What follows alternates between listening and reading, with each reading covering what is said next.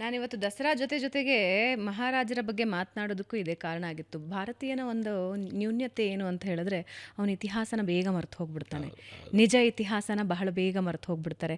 ದುರಂತ ಅಂತ ಹೇಳಿದ್ರೆ ಇವತ್ತಿನ ಯಂಗ್ಸ್ಟರ್ಸ್ಗೆ ನಮ್ಮ ಅರಸರ ಕೊಡುಗೆಗಳೇನು, ಕೆಂಪೇಗೌಡರ ಕೊಡುಗೆ ಏನು ಬೆಂಗಳೂರಿಗೆ, ಇದು ಯಾವುದೂ ನೆನಪಿಲ್ಲ. ನೆನಪಲ್ಲ, ಗೊತ್ತಿಲ್ಲ. ಗೊತ್ತಿಲ್ಲ. ಹಾಗಾಗಿ ಪ್ರಯತ್ನ ಮಾಡಿಲ್ಲ ಸರ್ಕಾರಗಳು. ತಿಳಿಸ್ಬೇಕಾದಂಥದ್ದು ಸರ್ಕಾರಗಳಲ್ವೇ.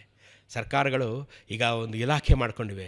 ಈಗ ನಮ್ಮ ಮಗು ಏನು ಓದಬೇಕು ಅಂತ ಸರ್ಕಾರ ತಾನೇ ಡಿಸೈಡ್ ಮಾಡುತ್ತೆ. ಯಾಕೆಂದರೆ ಸಿಲೆಬಸ್ ಅವ್ರು ತಾನೇ ಮಾಡ್ತಾರೆ. ಸೊ ಅವ್ರು ತಾನೇ ಸೇರಿಸ್ಬೇಕಾಗಿದ್ದು ಅವ್ರ ಜವಾಬ್ದಾರಿ ಅಲ್ವೇ. ಕೆಂಪೇಗೌಡರ ಬಗ್ಗೆ ನಾವು ಇತಿಹಾಸ ಓದಿ ತಿಳ್ಕೊಬೇಕಾ? LKGಯಿಂದನೇ ತಿಳ್ಕೊಬೇಕು. ಬೀಯಿಂಗ್ ಎ ಬ್ಯಾಂಗ್ಳೂರಿಯನ್, ನಾನು ನನ್ನ ಮಗ, ನನ್ನ ಮೊಮ್ಮಕ್ಕಳು, ಮರಿ ಮಕ್ಕಳೆಲ್ಲ LKGಯಿಂದ ಕೆಂಪೇಗೌಡರ ಬಗ್ಗೆ ಗೊತ್ತಿರಬೇಕು. ನಮ್ಮ ಕರ್ತವ್ಯ ಅಲ್ವೇ ಅದು. ಎಲ್ಲಿ ಮಿಸ್ ಮಾಡ್ತಾ ಇದ್ದೀವಿ ನಾವು ಇವೆಲ್ಲ ಅಲ್ವೇ? ಅದೇ ಅಂತ ಬಹಳ ಬಹಳ ದೊಡ್ಡ ಭಾಗವನ್ನು, ಜೀವನದ ಭಾಗನ ಭಾರತೀಯರು ಮಿಸ್ ಮಾಡ್ಕೊಳ್ತಾ ಇದ್ದಾರೆ.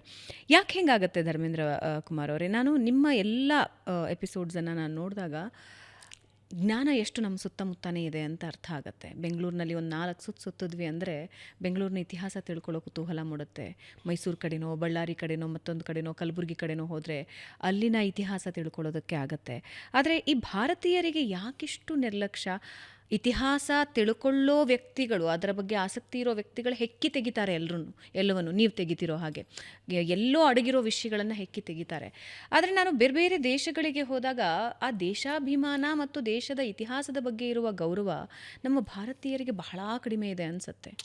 ನಾನು ಜನರಲೈಸ್ ಮಾಡಿ ಹೇಳ್ತಾ ಇಲ್ಲ, ಆದರೆ ಬಹಳ ಬಹಳ ಮಟ್ಟಕ್ಕೆ ಹಂಗೆ ಇದೆ, ಹೆಚ್ಚಿನ ಮಟ್ಟಕ್ಕೆ ಹಂಗಿದೆ. ಅದು ಏನಾಗುತ್ತೆ, ಈ ಬ್ರಿಟಿಷರ ಕೊಡುಗೆ ನಮ್ಮ ಭಾರತಕ್ಕೆ ಏನೇ ಇದ್ದರೂ ಅವ್ರು ಮಾಡಿದಂಥ ಹಾನಿಯೂ ಅಷ್ಟೇ ಅಪಾರವಾದದ್ದು. ನಮ್ಮ ನೆಲ ಸಾರಾಸಗಟು ವಂಶಗಳನ್ನೇ ನಿರ್ವಂಶ ಮಾಡಿ, ಬೇರುಗಳನ್ನೇ ಅಲ್ಲಾಡಿಸಿ ಕಿತ್ತಾಕ್ಬಿಟ್ಟು ನಮ್ಮ ಬೇರು ಎಲ್ಲಿದೆ ಅಂತಲೇ ಗೊತ್ತಾಗದಿದ್ದಂಗೆ ಮಾಡಿ ಹೋದ್ರಲ್ಲಿ ಈ ಬ್ರಿಟಿಷರು ನಿಸ್ಸೀಮರಾಗಿ ಹೋದರು. ಸೊ ಹಾಗಾಗಿ ನಮಗೆ ನಮ್ಮದನ್ನು ತಿಳ್ಕೊಳ್ಳೋಕ್ಕೆ, ಆಮೇಲೆ 1947ರಲ್ಲಿ ಇಡೀ ದೇಶವನ್ನು ಕಾಡ್ತಿದ್ದಂಥ ಬಡತನ, ಹಸಿವೆ, ಇವೆಲ್ಲವೂ ಮೊದಲು ಬದುಕೋಣ, ಆಮೇಲೆ ಮಿಕ್ಕಿದ್ದು ನೋಡೋಣ ಅನ್ನೋಂಥ ವಿಚಾರವಾಗಿ ಮೊದಲು ಅವೆಲ್ಲ ಮುನ್ನೆಲೆಗೆ ಬಂದು ಇವೆಲ್ಲ ಹಿನ್ನೆಲೆಗೆ ಸರಿದ್ಬಿಡ್ತೇನೋ ಅಂತ ಅನ್ನಿಸ್ತು. ಸರ್ ಎಂ ವಿ ಅವರು ಇದನ್ನೇ ಹೇಳ್ತಾರೆ. ಅವರು ಯುರೋಪ್ ಟೂರ್ ಹೋಗಿದ್ದಾಗ ಮುಂಬೈ ಸಂಸ್ಥಾನದಿಂದ ನಾನು ಆಗಲೇ ಹೇಳಿದಾಗೆ ವಾಲಂಟ್ರಿ ರಿಟೈರ್ಮೆಂಟ್ ತಗೊಂಡು 95% ವರ್ತ್ ಲಿಟ್ರಸಿ ಆ ಕಾಲಕ್ಕೆ. ಇಲ್ಲಿ ಓನ್ಲಿ 5% 7% ವಸ್ತು ಲಿಟ್ರಸಿ. ಇಂಥ ಮುಂದುವರಿದ ಮೈಸೂರು ಸಂಸ್ಥಾನದಲ್ಲಿ ಸಹ 7% ಲಿಟ್ರಸಿ ಇದ್ದಿದ್ದು. ಇಷ್ಟು ಪುರೋಗಾಮಿಯಾಗಿದ್ದಂಥ ಮೈಸೂರು ಸಂಸ್ಥಾನದಲ್ಲೇ 7% ಲಿಟ್ರಸಿ ಅಂದರೆ ಬೇರೆ ಸಂಸ್ಥಾನಗಳ ಕಥೆ ಏನಿತ್ತು?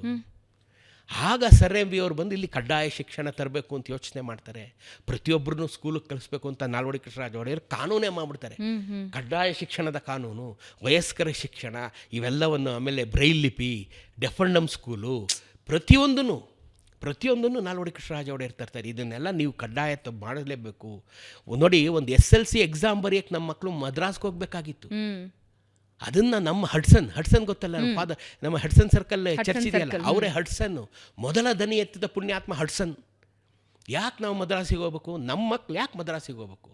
ನಾವು ಇಲ್ಲಿಷ್ಟು 106 ಜನ SLC ಬರಿತೀವಿ, ನಮ್ಮ ಇಲ್ಲೇ ಸೆಂಟ್ರ್ ಬೇಕು ಅಂತ ಅವರಿಗೆ ಬೆಂಬಲವಾಗಿ ನಿಂತವರು ಸರ್ ಎಂ ವಿಶ್ವೇಶ್ವರಯ್ಯನವರು. ಇವರಿಬ್ಬರ ಒತ್ತಾಸೆಗೆ ನಿಂತವರು ಮಹಾರಾಜರು. ಇದೆಲ್ಲ ನೋಡಿದ ಮೇಲೆ ಮದ್ರಾಸ್ ಸರ್ಕಾರ ಆಗ ಆಯಿತು, ನೀವು ಮೈಸೂರಲ್ಲಿ ಅಂದರೆ ಬೆಂಗಳೂರಲ್ಲಿ ಬಳಕೊಡಿ ಅಂತ ಆಯಿತು. ರೈಟ್. ಇತಿಹಾಸ ತಿಳಿತಾ ಹೋದರೆ ಇನ್ನೊಂದಷ್ಟು ಪುಟಗಳನ್ನು ಎಳೆದು ಎಲ್ಲವನ್ನು ತಿಳ್ಕೊಳ್ಬೇಕಾಗತ್ತೆ. ಆದರೆ ದಸರಾ ಸಂದರ್ಭದಲ್ಲಿ ಕೇವಲ ದಸರಾ ಅಲ್ಲ, ನಾವು ಇದೆಲ್ಲನೂ ನೆನಪಿಟ್ಕೊಳ್ಬೇಕು ಅಂತ, ಈ ಪ್ರತಿಯೊಂದನ್ನು ನೆನಪಿಟ್ಕೊಳ್ಬೇಕು. ಅರಸರು ಕೇವಲ ದಸರಾ ಜಂಬೂ ಸವಾರಿಯಲ್ಲಿ ಕೂತ್ಕೊಳ್ತಾರೆ, ಜಂಬೂ ಸವಾರಿ ಹೋಗ್ತಾ ಇದ್ರು, ಇವಾಗ ದೇವಿ ನೆಡ್ತಿದ್ದಾರೆ, ಅದಷ್ಟಲ್ಲ ಇತಿಹಾಸ, ಅದಷ್ಟಲ್ಲ ದಸರಾ ಅಂದರೆ ಇವೆಲ್ಲವೂ.